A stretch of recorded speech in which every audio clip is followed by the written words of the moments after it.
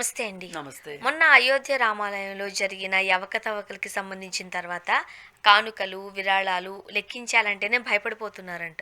రేపొద్దున మా మీద ఎలాంటి కేసులొస్తాయో, ఎలాంటి కేసులు బనాయిస్తారో అని ఒక టెన్షన్ పడి, బాబోయ్! మేము లెక్కించమంటున్నారంట.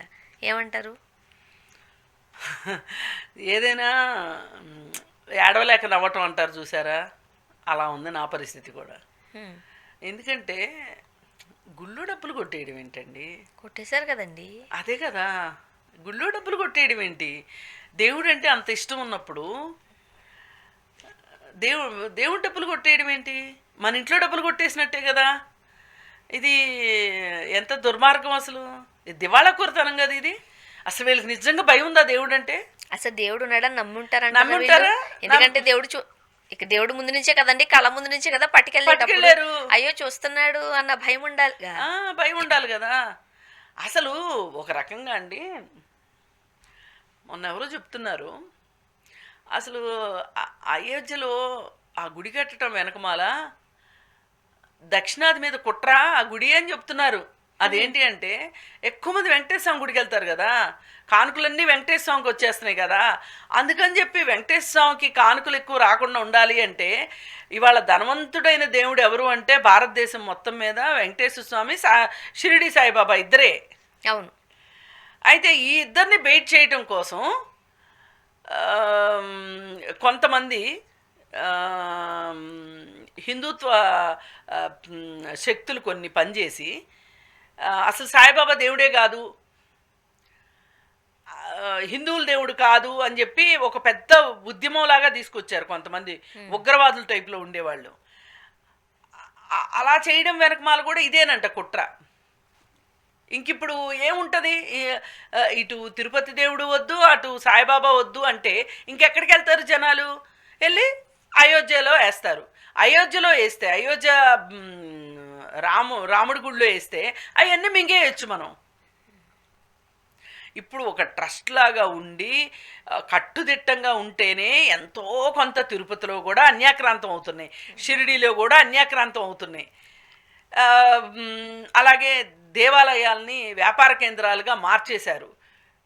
అడుగడుగున వ్యాపారమే కదా, రాజకీయాలకు అడ్డాగా మార్చుకుంటున్నారు.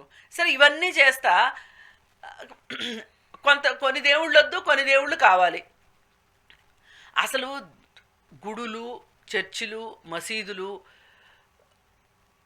ఈ ధర్మకర్తలు ఈ వేషాలు వేసుకుని బయలుదేరతారు చూసారా, హెడ్లని బయలుదేరతారు చూసారా, వాళ్ళందరికీ ఉండే ఇదేంటి అంటే వీళ్ళకొక పవర్ కావాలి.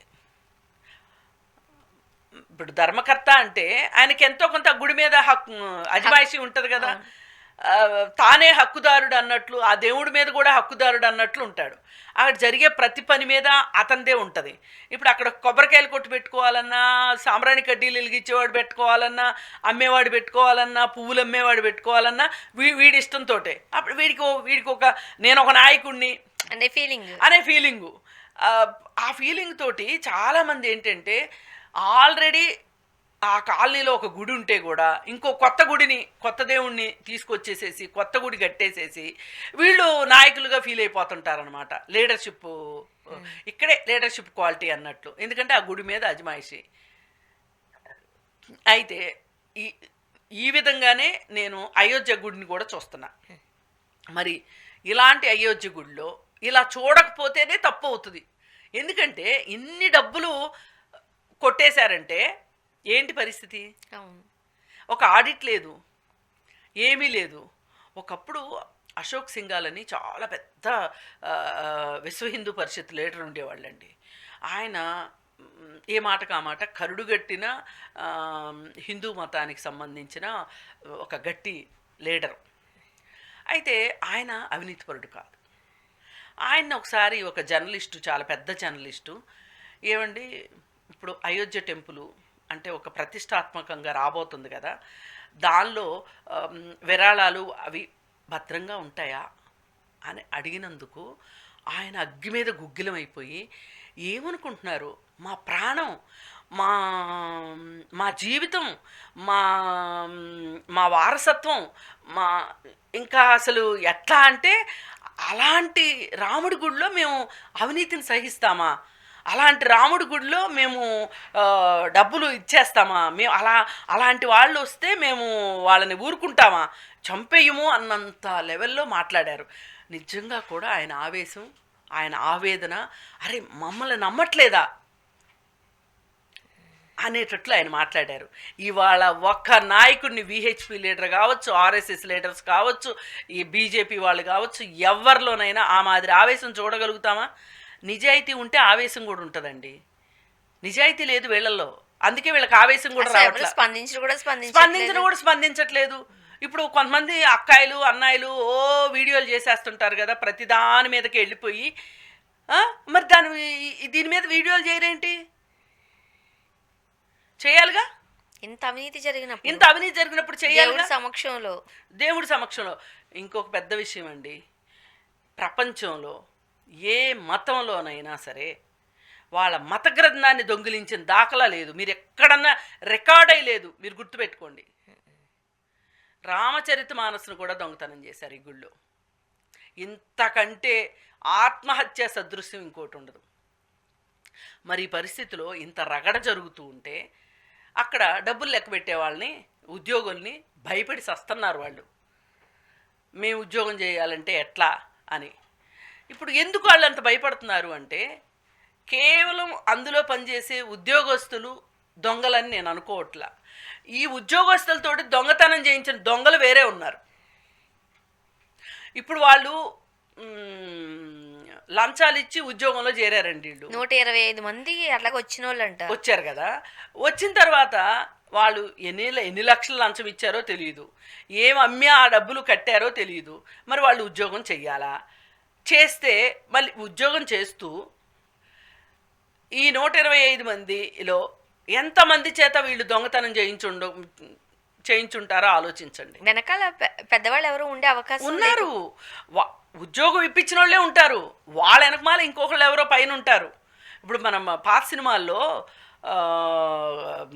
ఈ సినిమాలు ఉంటాయి కదా అండి, స్మగ్లింగ్ చేసే మోటాలు, ఆ సినిమాలు, కృష్ణ సినిమాలు అట్లాంటివి ఉంటాయి కదా. ఓ సినిమాలో ఎవరికి వాళ్ళు ఏమనుకుంటారంటే, వాళ్ళందరి లీడరు ఒకడు అనుకుంటుంటారు. ఎవడైతే వాళ్ళ లీడర్ అనుకుంటారో వాడికి కూడా తెలియదు వాడి పైన ఇంకోడు ఉన్నాడని. భలే గమ్మత్తుగా ఉంటాయి సినిమాలు. లాస్ట్ వరకు తెలీదు. అలా ఇక్కడ కూడా అలాంటి వాళ్ళే ఉన్నారు. లేకపోతే ఇది మట్టుకు సాధ్యమయ్యే పని కాదు. ఓ పక్కన అది దాని ఖరీదు 5 కోట్లంట రామచరితమానస్సు. ఎందుకంటే బంగారంతో రాశారంట దాన్ని. ఆ పుస్తకానికి ఎట్లా అండి, ఎలా మనసు నాకే నేను నీకేంటమ్మా నువ్వే అసలు మీరు నాస్తికులు, మీరెందుకు మాట్లాడుతున్నారు అని. నేను అక్కడ మాట్లాడేది దేవుడు ఉన్నాడా లేదా అనేది కాదు, అక్కడ జరిగిన అవినీతి గురించి మాట్లాడుతున్నా, అవినీతి గురించి ప్రశ్నిస్తున్నా నేను. ఎవరి నమ్మకాలు వాళ్ళకు ఉండొచ్చు కాక, బట్ గౌరవిస్తాం కదా ఖచ్చితంగా. అందుకని ఇక్కడ ఈ దొంగల్ని ఏం చేయాలి? దేవుడి పేరు చెప్పుకొని దేవుడి డబ్బులు తింటా, పైగా ఈ డబ్బులు లెక్కేసే ఉద్యోగస్తులకి వాళ్ళు జేబులు లేని చొక్కాలు వేసుకుని వెళ్ళాలంట. ఫుల్గా జేబులు అంట వాళ్ళకి. అంటే కనీసంలో కనీసం కూడా పాటించలేదు. అదే పాటించకపోవటం వల్లే ఇంత జరిగింది. నా బాధ ఏంటంటే, ఇంత జరిగితే మేము హిందువులమి, మా గుండెలు చీలిస్తే మా గుండెల్లో రాముడు కనిపిస్తాడు, లేదంటే దేవుడు కనిపిస్తాడు అని చెప్పుకుంటున్న చాలామంది మాలాంటి వాళ్ళ మీద కత్తులు నూరి చొరకత్తులు విసిరే చాలామంది అక్కలు ఈ విషయం మీద చేయట్లేదు. పైగా ఇంకోటి ఏమంటున్నారు తెలుసా, అక్కడ వేసింది హిందూ దేవుడికి, వేసిన వాళ్ళు హిందువులు, మా ఇంట్లో ఏం జరిగితే మీకెందుకు, అవి మా డబ్బులు, మీరెవరు అని అడుగుతున్నారు. అట్లా అయితే గనక నా ఇంట్లో మనుషులు నేను చంపుకుంటా. హత్యానేరం ఏంటి అని అడిగినట్లేదు.